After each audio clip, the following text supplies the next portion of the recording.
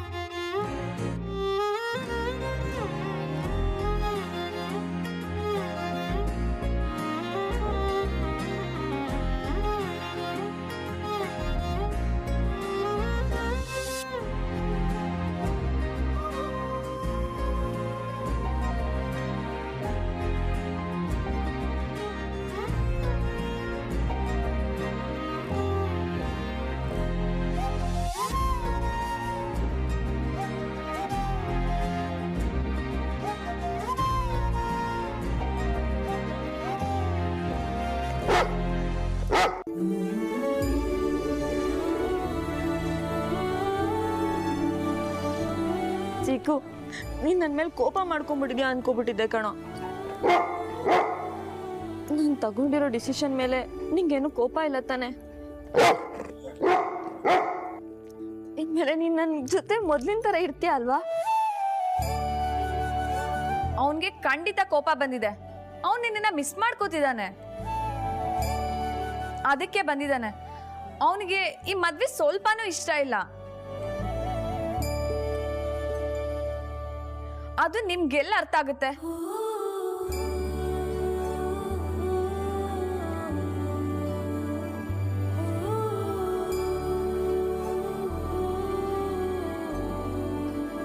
ನಾನು ಏನ್ ಮಾಡ್ಲಿ ಚಿಕ್ಕು, ನನ್ನ ಪರಿಸ್ಥಿತಿನೇ ಹೀಗಿದೆ. ಪರಿಸ್ಥಿತಿನ ನೀನೇ ತಂದಿಟ್ಕೊಂಡಿರೋದು. ಚಿಕ್ಕು, ನೀನ್ ಯಾವಾಗ್ಲೂ ನನ್ನ ಜೊತೆನೇ ಇರ್ತೀಯ ಅಲ್ವಾ? ನೀನ್ ಬದ್ಲಾಗ್ಬೋದು, ಅವನ್ ಬದ್ಲಾಗ್ಬಾರ್ದಾ? ಅವನು ಬದ್ಲಾಗ್ಲಿ ಬಿಡು. ಇನ್ಮೇಲೆ ನಿನ್ಗೆಲ್ಲ ವಿಕ್ಕಿನೇ ತಾನೆ. ಚೀಕುಗೆ ಶ್ರಾವಣಿ ಅವರಿದ್ದಾರೆ ಬಿಡು, ಅವ್ರು ನೋಡ್ಕೋತಾರೆ. ಮನ್ವಿ ಪ್ಲೀಸ್, ಹಾಗೆಲ್ಲ ಮಾತಾಡ್ಬೇಡ ನೀನು. ಇರೋ ವಿಷಯ ತಾನೇ ಹೇಳ್ದೆ. ಚೀಕುಗೆ ಮಾತು ಬರೋಂಗಿದ್ರೆ ಅವನೇ ನಿನ್ನನ್ನು ಕನ್ವಿನ್ಸ್ ಮಾಡ್ತಿದ್ನೇನು. ಕೊನೆಗೂ ನಮ್ಮ ಕೈಲಾಗಲಿಲ್ಲ.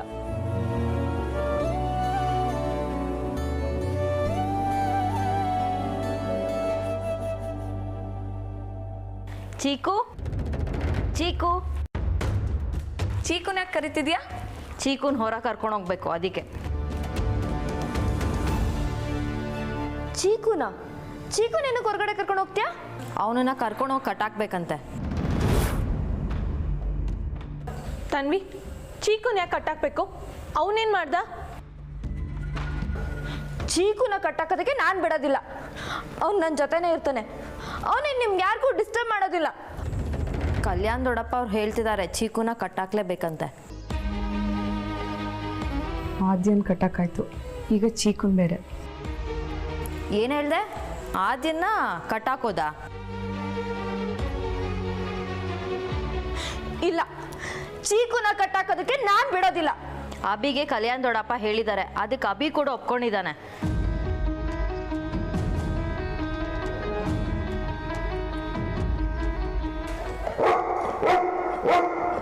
ಅವ್ರು ಹೇಳ್ದಂಗೆ ನಡ್ಕೊಳ್ಳೋದು ಒಳ್ಳೇದು, ಇಲ್ಲ ತುಂಬ ಕಿರಿಕಿರಿ ಆಗುತ್ತೆ. ಎಲ್ಲಾರನ್ನೂ ಕಟ್ಟಾಕ್ಬಿಡ್ಲಿ ಬಿಡಿ. ಏನೋ ಏನೋ ಆಗ್ಲಿಂದ ಗೊಣಗ್ತಾ ಇದೆಯಾ? ಏನದು ಕರೆಕ್ಟಾಗಿ ಹೇಳು. ಏನಿಲ್ಲ, ಟೈಮ್ ಬಂದಾಗ ಎಲ್ಲ ಗೊತ್ತಾಗುತ್ತೆ.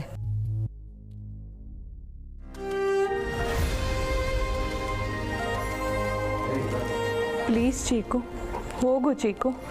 ನೀನು ಹೋಗಲಿಲ್ಲ ಅಂದರೆ ಅಲ್ಲಿ ಸುಮ್ಮನೆ ಜಗಳ ಆಗುತ್ತೆ. ನಿನ್ನಿಂದ ಜಗಳ ಆಯಿತು, ಸಮಸ್ಯೆ ಆಯಿತು ಅಂತ ಅವ್ರು ಹೇಳೋದು ಬೇಡ. ಪ್ಲೀಸ್ ಚೀಕು ಹೋಗು.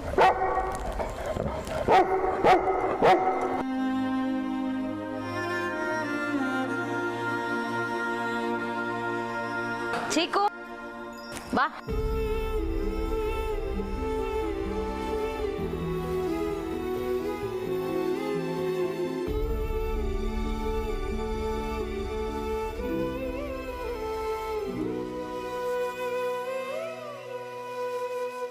ಆದ್ಯ, ನೀನು ಗೌರಿ ಪೂಜೆಗೆ ರೆಡಿ ಆಗು.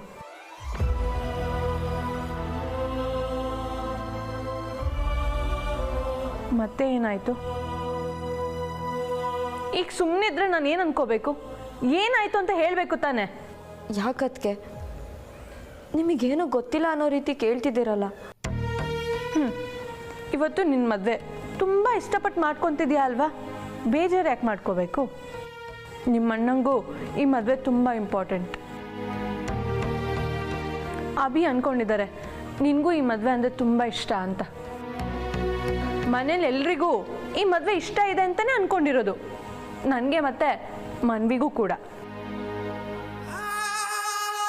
ಮದುವೆ ದಿನ ಹೆಣ್ಣು ಕಣ್ಣೀರು ಹಾಕ್ಬಾರ್ದು, ಅದು ಶುಭ ಅಲ್ಲ. ಎಲ್ಲ ನಿನ್ನಿಷ್ಟದಂತೆ ನಡೀತಿದೆ ಅಂದರೆ ಬೇಜಾರು ಯಾಕೆ? ಇಷ್ಟ ಇಲ್ಲ ಅಂದಮೇಲೆ ಧೈರ್ಯ ತಗೋಬೇಕು. ಇಷ್ಟಪಟ್ಟ ಮೇಲೆ ಖುಷಿ ಪಡಬೇಕು.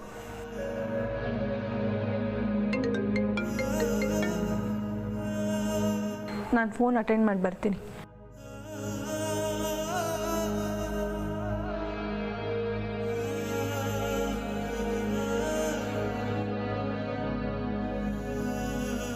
ಮನ್ವಿ, ನನಗೆ ಮದುವೆ ಬೇಡ.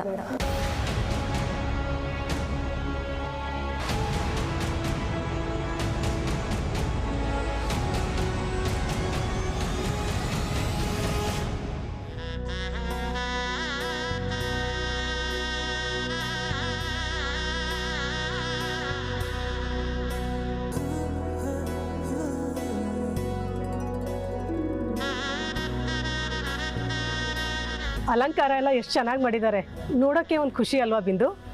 ಹೌದು ಅತ್ತೆ, ತುಂಬ ಚೆನ್ನಾಗಿ ಮಾಡಿದ್ದಾರೆ.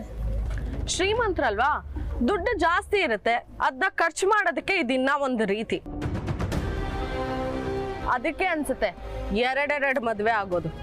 ನಮ್ಮ ಕೈಲಿ ಆಗಲ್ಲ ಅಂತ ಶ್ರೀಮಂತಿಕೆನ ದೂರೋದು ತಪ್ಪು ಕಣೆ ನಿಶಿ. ಅವ್ರ ಆಸೆ, ಅವ್ರ ಖುಷಿ, ಖರ್ಚು ಮಾಡ್ತಾರೆ. ಅದ್ರ ಬಗ್ಗೆ ಮಾತಾಡೋಕ್ಕೆ ನಾವ್ಯಾರು? ಮಾಡ್ತಾರೆ ದುಡ್ಡು ಇದೆಯಲ್ವಾ, ಅದಕ್ಕೆ ಏನ್ ಬೇಕಾದ್ರೂ ಮಾಡ್ತಾರೆ. ಮಾನ ಮರ್ಯಾದೆ ಇಲ್ಲದೆ ನಡ್ಕೋತಾರೆ, ಬಡವರ ಭಾವನೆಗಳ ಜೊತೆ ಆಟ ಆಡ್ತಾರೆ. ಓಹೋ, ಭಾವನೆಗಳ ಬೆಲೆನೇ ಗೊತ್ತಿಲ್ಲದೆ ಇರೋರೆಲ್ಲ ಅದ್ರ ಬಗ್ಗೆ ಮಾತಾಡೋವಾಗ ಆಗ್ಬಿಟ್ರಪ್ಪ.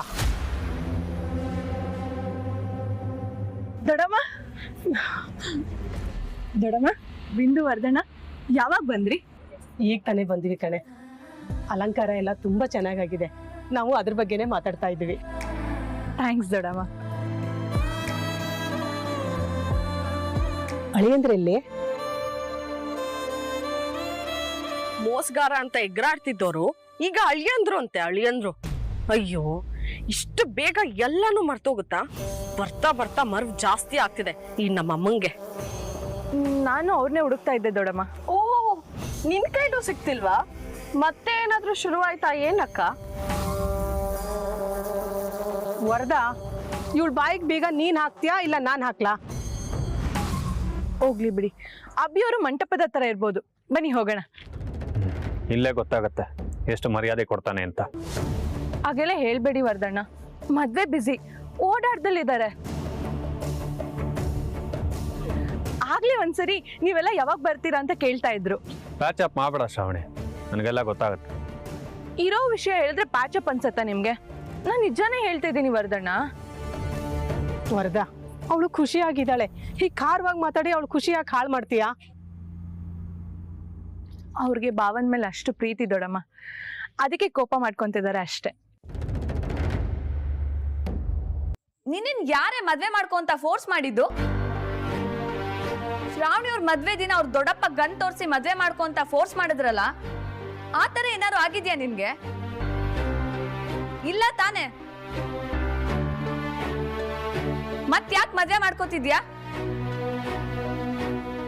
ಒಂದ್ ಕ್ಷಣ ಹಾಗಿರ್ತೀಯ, ಒಂದ್ ಕ್ಷಣ ಹೀಗಿರ್ತೀಯ. ಹುಚ್ಚಿಡ್ತಿದ್ಯಾ ನಿನ್ಗೆ?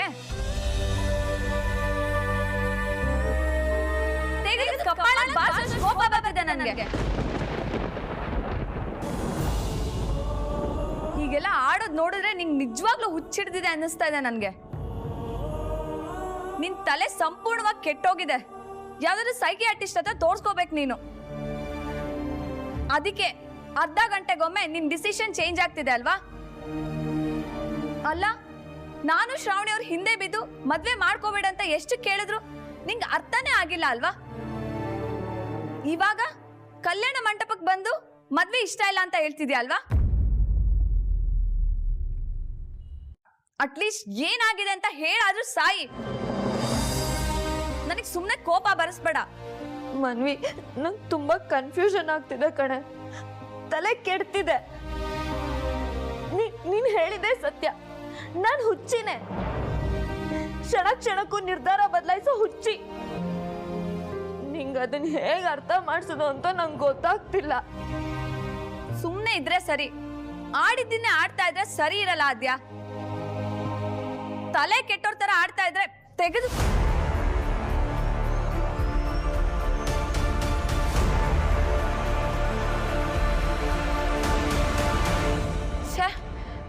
ನಿನಗ್ ಬುದ್ಧಿ ಹೇಳಿ ಹೇಳಿ ನನ್ ತಲೆ ಕೆಡ್ತಾ ಇದೆ.